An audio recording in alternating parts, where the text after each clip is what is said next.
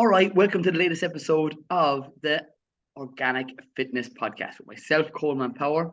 I have Elizabeth Whelan, my latest guest, most certainly the yoga expert, and she's going to be here talking about her area of expertise. Elizabeth, say hello to the listeners.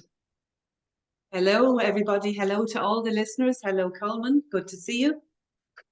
Firstly, thanks for coming on, and really appreciate you giving your certainly time. And with myself and all, I suppose, the listeners and the viewers on this podcast, it would be something that yoga would come up quite a lot for people, I suppose, for improved health. But I want you firstly to get into where you first, I suppose, got into it and what attracted you to it, maybe in particular.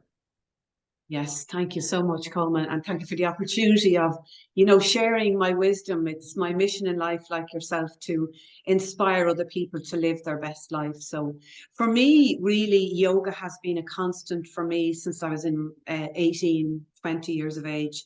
And I've always found it's the one I always return to over the years. I would have started exercising from a very young age. I had the awareness of my body and my mind, and I wanted to learn more. I was on this mad mission or quest for many, many years.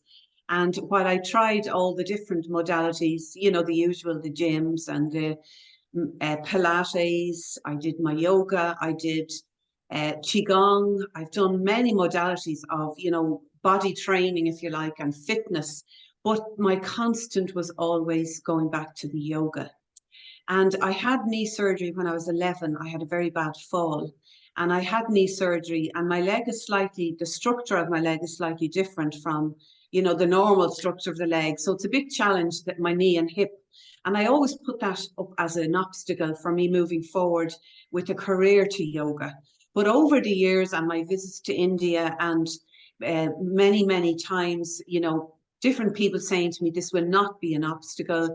Your body can realign itself. Your body has the innate wisdom, to work around the postures and the asanas, as we call them in yoga.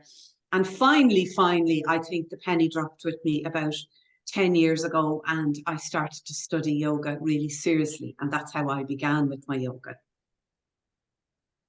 So my background now is where I have developed it into a business for myself, because my background, you don't know me that terribly well, Colman, and we've only met over the last few years, but my background was beauty therapy all my life, and I transitioned from being, a beauty therapist working in pharmacy and stores to a beauty trainer working with Clarence, and I would have set up the first Clarence training school in Ireland.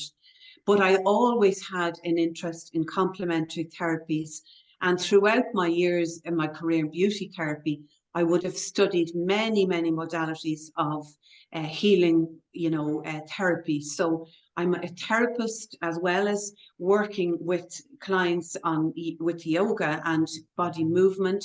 I do polarity therapy, I do color therapy, I do angel therapy, I do Reiki. I do a lot of other modalities of this kind of work. So for me, it kind of I used to bring everything into my beauty therapy training. So even when people came in to learn about a product, I would have them up doing exercises, energizing them at certain times during the day.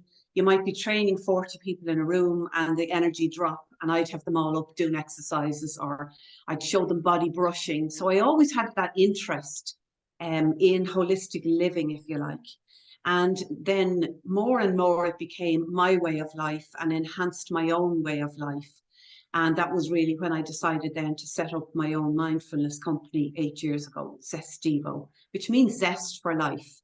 And that's really, as I say, what I like to instill in everybody.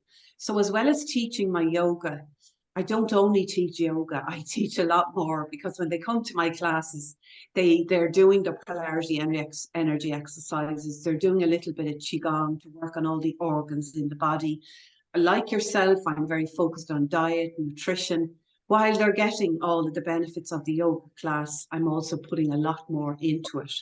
I also would be a motivational speaker at conferences. I do my own retreats like yourself. As well as my one-to-one classes, I have clients, I teach meditation. Sure, look, I do so many things. But I do try and bring all that wisdom into my classes. And for me, it's all about, learning to get to know yourself better. And we have these wonderful bodies, as you know, and so many people are detached from their bodies. They're more interested in their phones, their computers, looking for all the knowledge, but never really integrating it.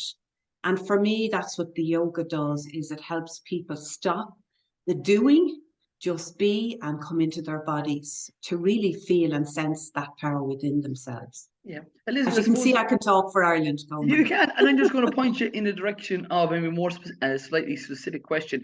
With the people who come to yourself, clients that you're currently mentoring and coaching, would there any be, I suppose, a major thing that stands out for you that they're suffering with the yoga would have a benefit for them? Yes, well, I have a lot of people that come, obviously, with where they have respiratory issues, sleeplessness, low energy. They're the big ones, really. And when I, speak and coach people, because I'm a life coach and a health coach as well, I have to delve into their lifestyle choices. So when you come to me as a client, I would, even as, someone doing a yoga class, I would first of all ask you about your body, because your body tells your story, tells me your history. So for me, it's like gaining the little bits of the puzzle that I can get about Colman Power here. What has his life been like? What is his life like currently? What are his lifestyle choices? So for me, then I put together all the little bits about you, because you're holding your whole life journey in that body. So as you probably already know, every single organ relates to an emotion. We carry all these emotions in our body. For example, if I have somebody with fibromyalgia, that's usually an emotional connection, that they're carrying this pain and trauma within their muscles and tissues and tendons. So that tells me something about your body. And I will modify, if I was doing a one-to-one class with you, for example, I would modify your yoga session to suit your unique body. But even when I'm in a group, I say to everyone that comes into my room, you are in your unique bodies. So please focus on yourself. Just because I tell you to do X, Y, and Z, if it doesn't feel right for you, if you feel any pain, if you feel sometimes emotions come up for people and you're in a safe place to release it if it suits you. But all of those things tell me about what's going on with the individual. And that's how I know what type of a class to set up. And then as I get to know people, each of my classes will either be, focusing on one element or another. So when you come to my classes, I might have a different theme this week than last week, for example, because each of my classes will work not only with the basis of the asanas, which we call our yoga positioning, our exercises. We also do a lot of pranayama, which you probably know is the breath work. We also do Shavasana, which is the relaxation, and we do meditation. But I also bring in what's going on in the planets, what's going on in the moon, particularly for my female you ladies who, our bodies are connected to the rhythms of nature. We all know that, or some people don't know it. But for me, I look as above, so below. I look at the planets, see what's going on here. Where's the moon phase? So how can I modify my classes to suit what's going on in our bodies?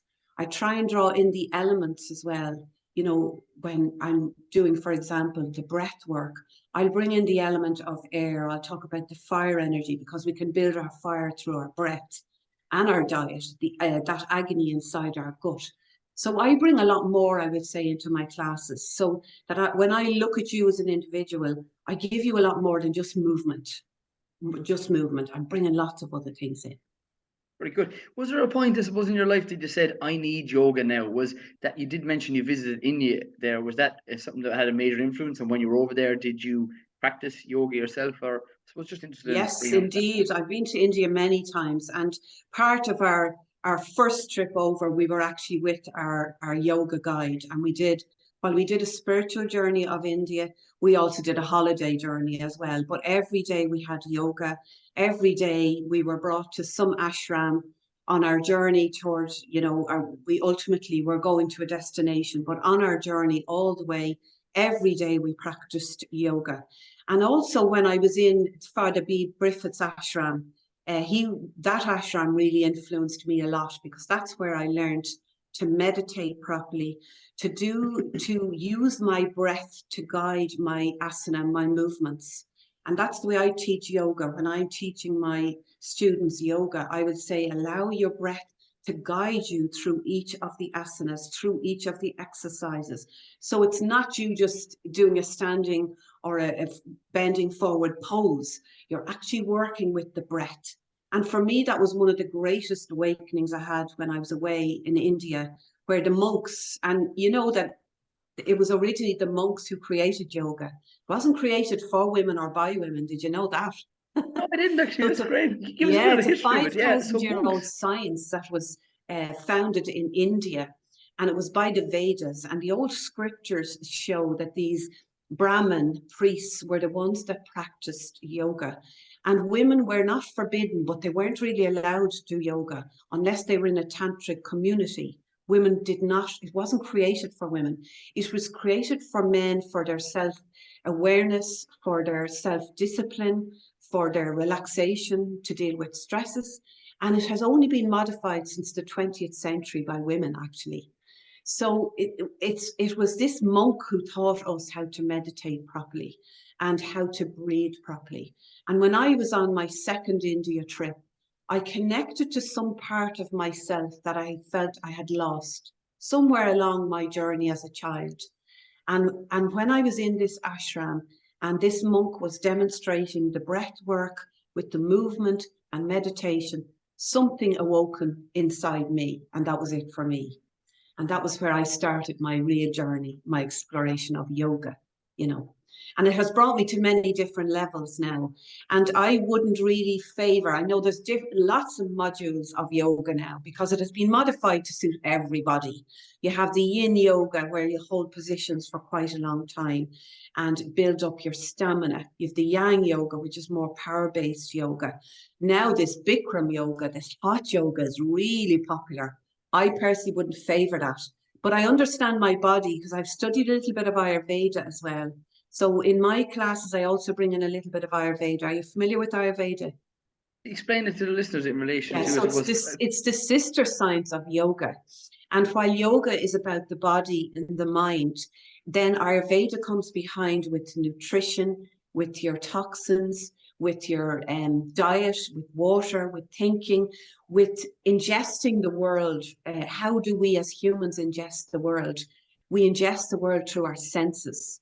So with Ayurveda, you talk about the senses much more, so that you're stimulating. We are in the world as human beings, and how we're communicating with our world is in what we're seeing, what we're hearing, what we're touching, what we're tasting. We're ingesting life when we eat our foods. So Ayurveda brings in all that concept into the practice as well.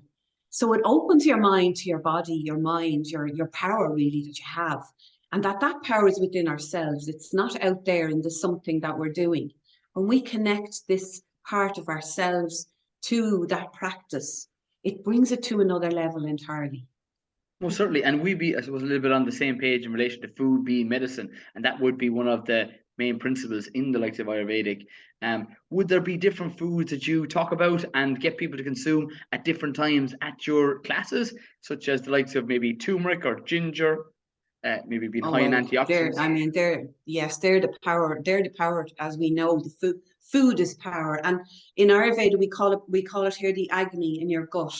Your gut is focusing on your energy, on your thinking. We say food and mood are connected. We know that. We now know through science how important the vagus nerve is. If the vagus nerve is out in the gut, it's out in the head, it's out. If the vagus nerve, they now know, controls all of your neurological and your functions in the body. So all of that is related to food. If we're putting rubbish in, what I always say to people when I'm speaking to, groups, and I say, look at yourself as a Ferrari or the best car you can think. Would you go and buy, crap petrol and put it in? No, you'd be going off buying the best petrol and the best polish to polish it up. Yet people go off and eat all this poisonous food. So how can we expect to be healthy and energized and younger, longer, and no pain in our bodies if we're eating rubbish foods? And that all comes down to the gut. And we say that the Agni in the gut, it's like fire. And when you have, say you have a stove there, Colman, and you're throwing in your fuel to burn that beautiful wood. It's the same with your body. You're throwing in all this beautiful food and all your beautiful organic vegetables are going in there and breaking down in the right way. Some are augmenting, which are giving your body what it needs, all that nutrition it needs, and others are extracting, sending out those toxins that you don't need. But then if you're not eating the right foods, then that old fire goes down to embers. And it's like a fire that's been sitting there for 3 or 4 days and almost out. And here you are piling on the fuel again, eating, and trying to get your body to break down that food. I find that a great analogy. That So if you do I, don't, and I'll touch on that point. It's like putting on wet timber on the fire. I love it. I There we go. love it. Oh And my that's God, just playing with exactly it. it. I'm I so love it. visual. Yes, and we call that damp heat in the body. You're never going to be able to fuel yourself. And you're full of energy, you're full of gusto, you're young and youthful and energized because you're doing the right things like I am, trying our best to eat and drink and fuel ourselves in the way. And that's affecting our thinking, our thoughts, our actions. So we have a thought, we have an emotion, we have an action. So we're not going to make those right choices if we're not thinking right. You know, we get up in the morning, we all sabotage ourselves. Like as I say to clients and customers, all our clients all the time, you know, we are human. We're going to have our days where we sabotage ourselves, but we'll have less of that and more of the good stuff. And when we know when we're eating the good stuff, when we're making good choices, we have the energy, we have the drive, we have the passion for life. You wake up feeling, I can't wait for this day to come. I might have an audience of 300 people. You love this one. And I'd say to them, who loves a Monday morning? And about one might put up their hand. So it's to get that passion for life so that when you get up, you really want to live your life.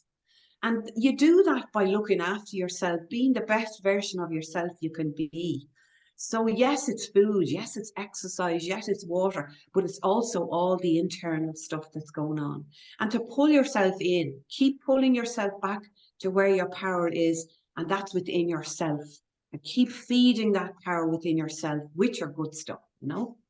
Anyway, I've Certainly, talked for more often than not, Elizabeth, people would look to be happier and healthier. And with movements such as yoga, with healthy foods that are really going to improve their mood, because 90% of your serotonin is produced in your gut, and it travels from your gut to like your brain through that vagus nerve. When people put this in combination together, they can be unstoppable. And again, it's not about being perfect. You don't have to be like Colman Power. You don't have to be like Elizabeth. You just have to be you. You have to turn up every day, whether it's a Monday or it's a Saturday, whatever day the event or class are on, or you having the opportunity to make healthier food choices. That is the key inevitable thing for people to improve their health. Be 1% better. Absolutely. I say just if you were on a ship now, so if you've ever done a cruise and you went up to the captain and said, can you move your navigational tool there by 1% now every day? 1%, that's all. And he'd kind of look at you. But where will you land by the end of the month? And I say that to individuals. Just move the dial in your life on some level, I have 8 essential areas when I'm life coaching individuals. I get them to do a helicopter view of the 8 essential areas of their life. And I'd say shift the dial by 1% in one area and watch everything else change. And that's all we need to do. I think sometimes people are put off because they don't think they'll be able to make all these huge, big changes.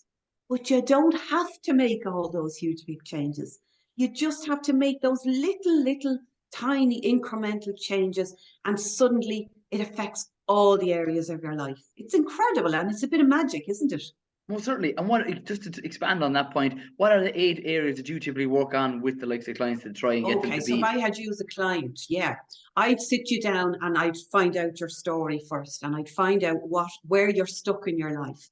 And then I show you this dial where I have the 8 essential areas of your life. And I'd say to you now, score yourself. Look at this helicopter view of your life. So that is, first of all, I'd say to them, first of all, what's the most important thing in your life? I asked them this question. Now, the dial has your health and fitness, your career, your finances, fun and relaxation, your personal life, your what we call your environment, which is your home and your workspace, because they influence our energy, your relationships, and your family. And I'd say to them, right, guys, look at this dial I have here with all those 8 areas, and tell me now, which is the most important area for you? And I'll be hearing my children, my dog, my house, my cat, whatever.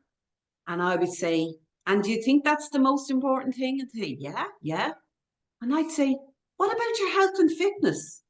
Because if you don't have your health and fitness, you have nothing.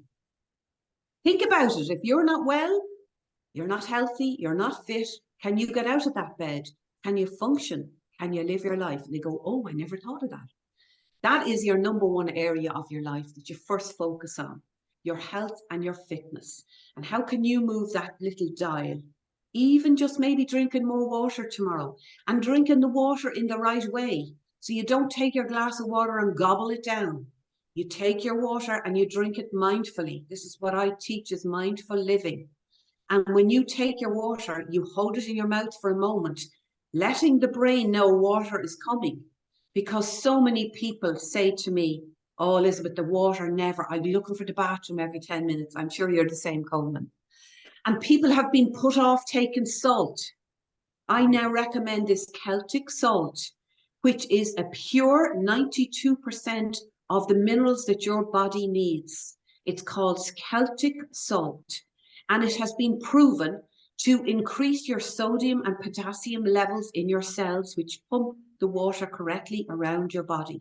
So if you are lacking in minerals, trace mineral elements in your body, and this is particularly with athletes and women, our bodies function differently and we need more water. If your body is low in water, you will get swollen wrists, you get swollen ankles, swollen knees, and what happens then is the pressures on your cells and you get high blood pressure, you get thyroid issues, you get a lot of other issues. But of course, people will come back and say, don't drink, don't take salt because it'll kill you, it'll poison you, it'll cause a heart attack. Yes, your conventional salt on the kitchen table will, because that's, you know, that's coated in forms of arsenic. Did you know that? Yeah, but So the this majority of people Celtic wouldn't. salt, oh, it's unreal. This Celtic salt is the purest salt from the earth. It's grey in colour. And you just put one tiny grain on your tongue before you take your glass of water. I had a client here last Thursday. I gave her some salt in a little bag leaving me. She came to my Yoga Nidra class, which is one of my dynamic sleep classes, which we haven't really touched on yet, where you actually lie down. I don't know if you've experienced it. Have you, Colman? No, not yet. Oh, this is magic. It's called dynamic sleep, where you lie on the ground and I guide you into restorative sleep. We'll talk about it in a second. But I gave her own bag of salt on Sunday when she was here on Sunday evening with me. She came to this class, and between Thursday, her taking just that one little grain of salt and her water, all her swelling was gone from her wrists and her ankles. She couldn't believe it. So what it does is it balances, as I say, the potassium and sodium level between the cells, which are the water pumpers in your body. Now, the other thing, if you're drinking water, is magnesium. You probably speak about magnesium to your own clients as well. The importance of magnesium, particularly if you have bone pain or muscle pain, stiffness in your joints, because magnesium is a water hunter as well, a water scavenger, and it helps water in the body. So when you drink your water mindfully, taking it, holding it in the mouth, letting the body know water is coming, it's distributed in the right way and eliminates in the right way in the right time. If you don't have that level of the balance of the sodium, potassium, and the magnesium, your body gets like a dirty dishcloth, and you end up where the water just comes in and flows back out. So, and their movement, yoga helps all of this, because if you're stiff in your joints, you're going to feel that when you're moving. And if you bring that up to me in a class and say, my wrist, I'm a bit swollen, the first thing I'll say to you, ask you about is water. And then we'll pack on the salt and maybe pack on magnesium.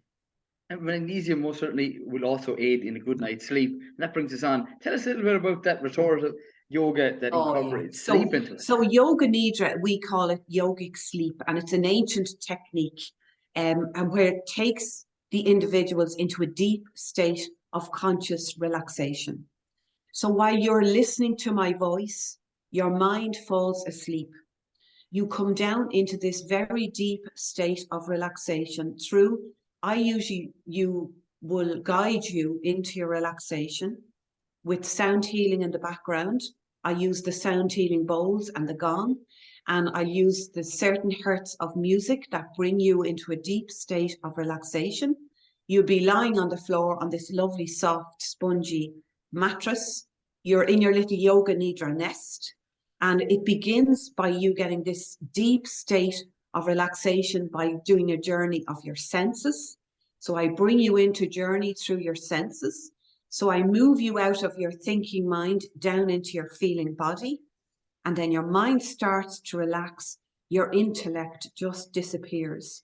All concepts of time, space, and your reality disappears. And when this happens, your brain activity reduces completely down and your body starts to heal itself. I had a woman here about a month ago, Colman. This is very interesting. And people tell me stories all the time after the session. And I usually give them a little bit of dark chocolate to ground them. They all love that. To ground them before they get back into the car to drive home.